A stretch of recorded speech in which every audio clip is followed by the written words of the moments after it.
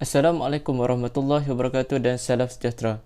Saya Muhammad Aiman bin Ahmad Tamizi dari kelas 7 PSMP PJ2 akan membentangkan kajian kes berkaitan dengan isu yang telah saya pilih. Seterusnya saya akan membincangkan berkaitan isu yang berlaku dalam perniagaan. Seperti mana yang kita tahu, perniagaan terbahagi kepada dua, iaitu perniagaan berasaskan produk dan perniagaan berasaskan perkhidmatan. Jadi isu yang saya ingin bincangkan pada hari ini adalah berkaitan dengan isu dalam perniagaan perkhidmatan. Seperti mana yang kita tahu, pada tahun 2019, seluruh dunia termasuk negara kita, negara Malaysia telah dilanda satu wabak, iaitu wabak COVID-19. Kesan daripada kedatangan wabak COVID-19 ini telah menyekat pelbagai sektor ekonomi dari pelbagai sudut. Antaranya adalah pelbagai prosedur yang telah dilakukan oleh kerajaan bagi mengekang penularan wabak ini. Antaranya adalah proses PKP, iaitu mengawal daripada orang ramai keluar bagi mengelakkan daripada wabak ini lebih merebak pada orang ramai. Jadi kesan daripada berlakunya PKP tersebut telah membawa kepada orang ramai untuk kekal di rumah dan tidak boleh keluar untuk membeli barang. Yang hanya diberikan kebenaran adalah mungkin ketua rumah ataupun orang-orang tertentu sahaja bagi mengekang penularan wabak ini. Jadi akibat daripada orang ramai tidak boleh keluar untuk membeli barang, jadi perkhidmatan penghantaran barang ataupun pembelian secara online digunakan sepenuhnya bagi memastikan barang keperluan mereka dilengkapi pada masa tersebut. Jadi apabila perniagaan perkhidmatan penghantaran ini digunakan sepenuhnya, terdapat beberapa isu yang berlaku kepada perkhidmatan tersebut. Antara isu yang saya pilih untuk isu yang berlaku dalam perkhidmatan ialah perkhidmatan penghantaran barang, iaitu daripada sebuah syarikat yang diberi nama JNT Express. Seperti mana yang kita tahu, perniagaan perkhidmatan merupakan satu keperluan kepada orang ramai pada masa kini bagi memudahkan proses pembelian barang dari satu tempat ke tempat yang lain. Walau bagaimanapun, seperti mana saya sebut tadi, perkhidmatan ini turut mempunyai isu yang tersendiri. Antara isu yang saya ingin bincangkan yang berlaku dalam perniagaan perkhidmatan ini adalah isu dalam syarikat penghantaran di Malaysia, iaitu JNT Express.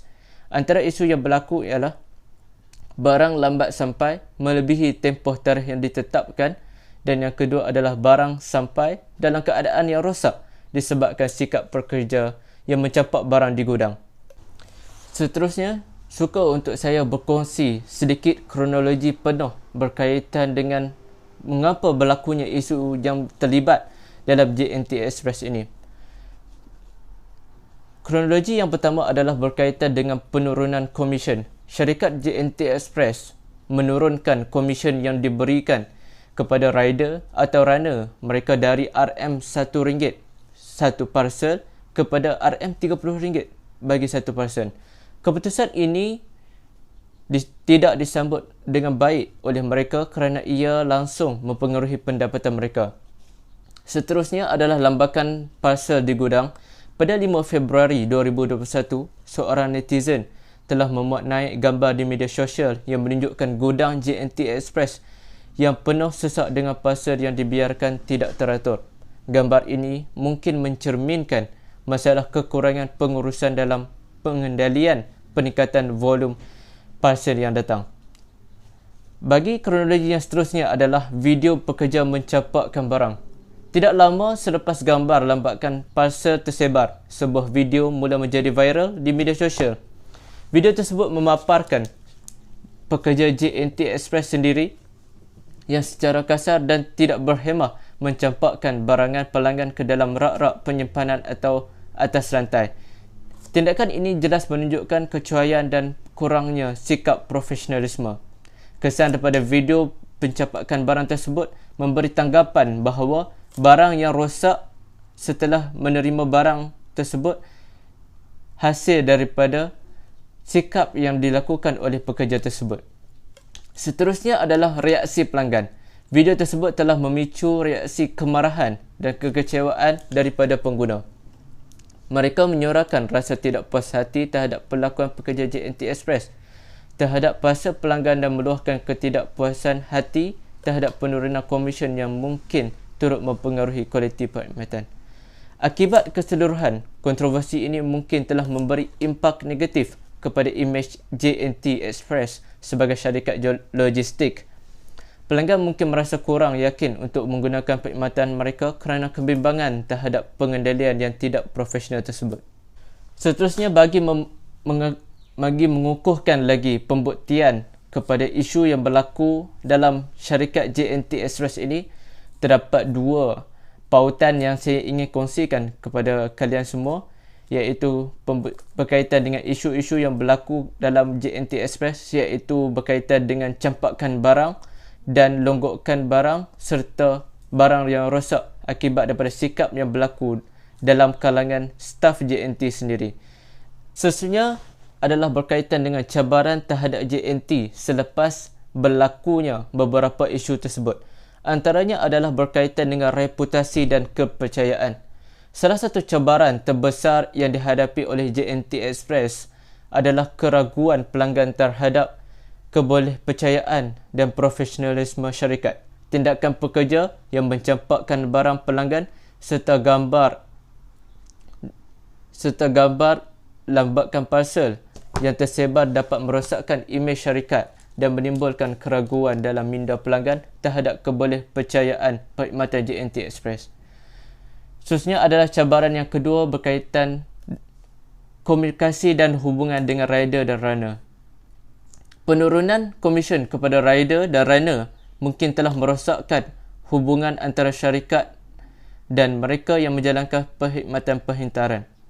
Kurangnya komunikasi yang jelas tentang perubahan ini boleh mengakibatkan ketidakpuasan di kalangan mereka dan mungkin menyebabkan kurangnya semangat untuk bekerja.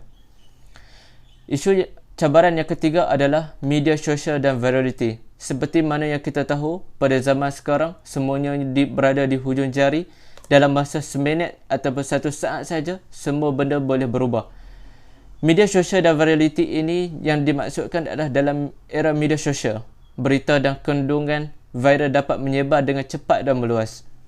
Cabaran di sini adalah bagaimana syarikat menguruskan imej mereka dalam menghadapi reaksi negatif dan netizen dan pengguna di media sosial. Seperti mana yang kita tahu, walau seburuk manapun satu perkara yang berlaku di atas dunia ini, pastinya mempunyai cara penyelesaian yang tersendiri. Sama ada kita melakukan cara penyelesaian tersebut bagi memastikan perkara ini dapat dijelaskan dengan baik ataupun tidak. Antara cara penyelesaian yang boleh dilakukan oleh syarikat JNT Express sendiri adalah pengawasan dan latihan kerja. Syarikat perlu meningkatkan pengawasan terhadap pekerja dan memberikan latihan yang sesuai untuk memastikan perlakuan yang profesional terhadap para pelanggan. Ini termasuk memberikan pemahaman tentang pentingnya setiap parcel dan pentingnya menjaga kualiti perkhidmatan. Penyelesaian yang kedua yang boleh dilakukan oleh syarikat JNT adalah penggunaan teknologi. Menggunakan sistem teknologi lebih baik dalam melacak dan menguruskan parcel boleh membantu mengurangkan kesalahan dan memastikan penghantaran yang tepat pada waktunya. Sistem ini juga boleh memberikan transparansi pelanggan tentang status penghantaran.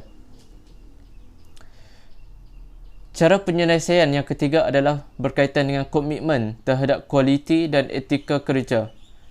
Pihak JNT Express perlu menegaskan komitmen mereka terhadap kualiti perkhidmatan dan etika kerja yang tinggi. Mereka boleh menerbitkan dasar-dasar yang menggariskan standard yang diharapkan daripada pekerja dan juga insentif kepada mereka yang menunjukkan prestasi yang baik. Seterusnya adalah berkaitan dengan komunikasi dengan rider dan runner. Syarikat perlu membina hubungan yang lebih baik dengan rider dan runner mereka. Mereka perlu memahami impak penurunan komisen kepada mereka dan memberikan penjelasan yang jelas mengenai sebab-sebab di sebalik perubahan ini. Komunikasi yang terbuka dapat membantu mengurangkan ketidakpuasan hati di kalangan mereka. Seterusnya adalah berkaitan dengan konsep keusahawanan yang perlu ada pada syarikat JNT Express bagi mengelakkan berlakunya isu-isu yang tidak diingini. Antara konsep keusahawanan yang pertama adalah penyelesaian secara kreatif. Pendekatan kreatif dan inovatif diperlukan untuk mengatasi isu seperti lambakan parcel dan penurunan komisen. Syarikat perlu mencari penyelesaian yang luar biasa seperti menggabungkan sistem pengurusan gudang yang lebih baik atau memperkenalkan insentif lain kepada rider dan runner selain komisen. Seterusnya adalah konsep keusahawanan berkaitan dengan pematuhan dan etika. Konsep keusahawanan juga berkaitan dengan pematuhan kepada etika perniagaan dan tanggungjawab sosial. Syarikat perlu berusaha untuk memperbaiki etika kerja dan proses operasi mereka serta memastikan perlakuan yang adil terhadap pelanggan dan pekerja. Dan konsep keusahawanan yang terakhir ialah berkaitan dengan risiko dan ketidakpastian. Keusahawanan melibatkan mengambil risiko dan menghadapi ketidakpastian. Syarikat perlu berani untuk mengambil langkah-langkah berani dalam mengatasi masalah yang timbul, walaupun risiko yang terlibat. Setakat itu sahaja pembentangan berkaitan dengan isu yang berlaku dalam perniagaan perkhidmatan yang saya pilih pada hari ini. Sekian, terima kasih.